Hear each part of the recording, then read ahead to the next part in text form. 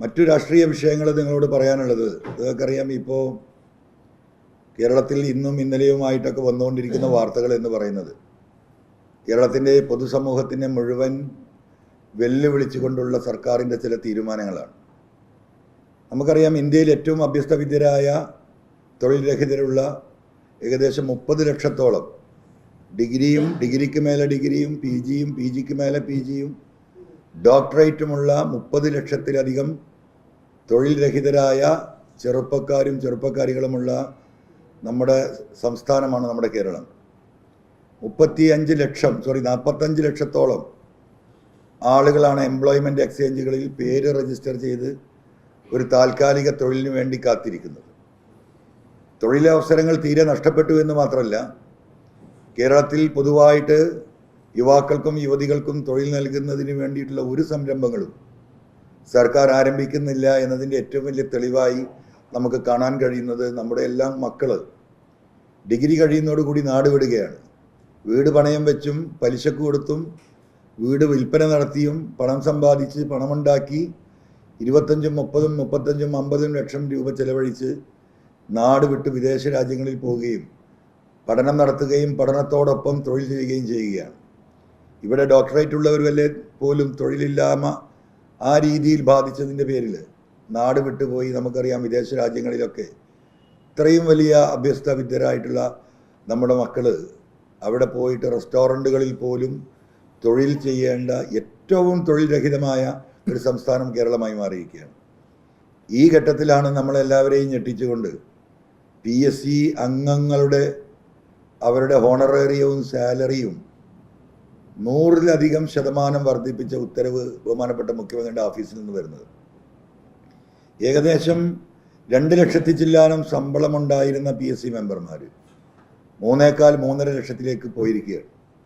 PSC ചെയർമാൻ്റെ ശമ്പളം ഇന്ന് രാവിലെ വായിക്കുന്ന പത്രത്തിൽ നമുക്ക് കാണാൻ കഴിഞ്ഞ 4,81,000 4,81,000 എന്ന് പറഞ്ഞാൽ ഒരു ദിവസം 17,000 രൂപയാണ് വേതനമായി വീട്ടിൽ കിടന്നുറങ്ങുമ്പോഴും കേരളത്തിലെ ജനങ്ങളുടെ നികുതി പണത്തിൽ നിന്ന് കൊടുക്കുന്നത് എന്ന് പറയുന്ന കൊടും കൊള്ള ഈ പിണറായി ഭരണത്തിൽ കേരളത്തിൽ നടക്കുകയാണ്.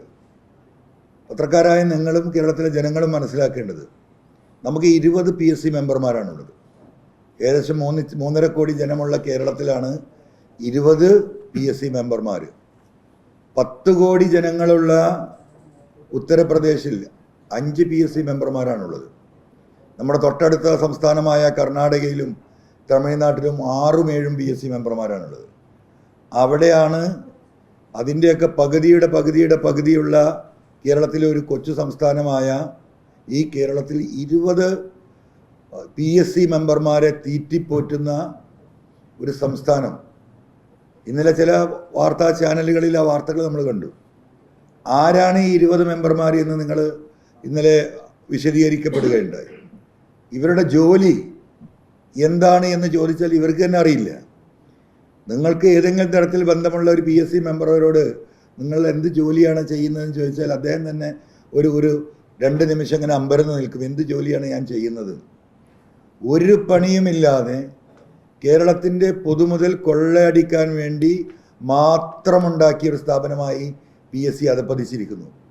അവിടെയാണ് ഈ 30 ലക്ഷം അഭ്യസ്തവിദ്യർ തൊഴിലില്ലാതെ കേരളത്തിൽ നിൽക്കുകയാണ്. അവിടെയാണ് ഈ കൊള്ള നടക്കുന്നത്. അത് കഴിഞ്ഞ് ഇന്നലത്തെയും മിനിയാന്നത്തെയും പത്രങ്ങൾ പരിശോധിക്കുമ്പോൾ നിങ്ങൾക്ക് കാണാം. മിനിയാന്ന് ആനാവൂർ നാഗപ്പൻ ആരാ? പാർട്ടിയുടെ സെക്രട്ടേറിയറ്റ് മെമ്പറാണ്.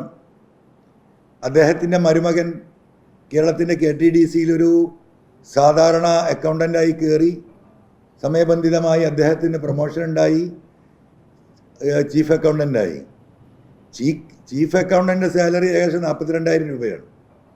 ആ അക്കൗണ്ടൻറ്റിനെ പിടിച്ച് CEO പൊസിഷൻ നൽകുന്ന തരത്തിലുള്ള ഒരു തസ്തികയിലേക്ക് ഗവൺമെൻറ് അതുപോലെ മന്ത്രിസഭ പ്രത്യേക തീരുമാനമെടുത്ത് 1,01,100 രൂപ ശമ്പളമാക്കി ഉയർത്തിയിരിക്കുകയാണ്.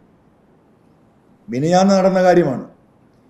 അതുപോലെ ഇന്നത്തെ പത്രത്തിൽ കാണുന്നത് ഡൽഹിയിൽ കേരള ഹൗസുമായി ബന്ധപ്പെട്ട് ഡൽഹി കേന്ദ്ര ഗവൺമെൻറ്റുമായി നെഗോസിയേഷൻ നടത്താനും PR വർക്ക് നടത്താനും വേണ്ടിയിട്ട് ഗവൺമെൻറ് അവിടെ നിർത്തിയിരിക്കുന്ന പ്രൊഫസർ തോമസ് മാഷ് അദ്ദേഹത്തിൻ്റെ ഓണറേറിയം 11.5 ലക്ഷമായി 6 ലക്ഷത്തിൽ നിന്ന് വർദ്ധിപ്പിച്ചിരിക്കുകയാണ്.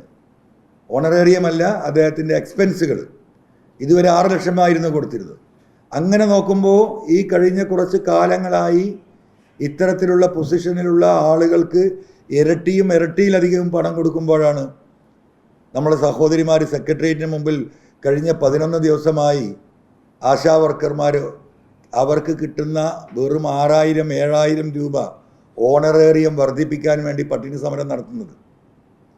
തൊഴിലാളി പാർട്ടിയുടെ നേതാക്കന്മാർ മുഖ്യമന്ത്രി കേരളം ഭരിക്കുമ്പോൾ അവരുമായൊരു ചർച്ചയ്ക്ക് പോലും തയ്യാറാകാത്ത തീർത്തും മനുഷ്യത്വരഹിതമായ ഒരു ഗവൺമെൻറ്റായി കേരളത്തിലെ ഗവൺമെൻറ് മാറിയിരിക്കുകയാണ്.